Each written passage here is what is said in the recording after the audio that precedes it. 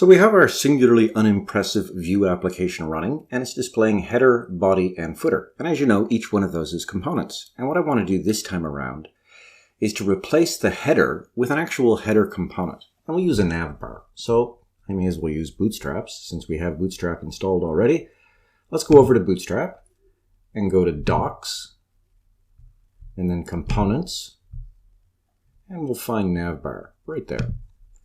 And we'll find a simple one. This one's a little complicated, so I'll keep going till I find a simpler one. And that looks fine. Let's copy this one. So I'll copy this to the clipboard, and I'll go back to my code.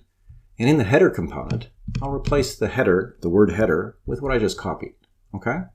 Now let's see what that looks like. So back to our browser, and switch to my Vue application tab, and there's a navbar. But maybe I want a darker one. Let's go back to the documentation and scroll down to the color bit, where we can actually style it a bit.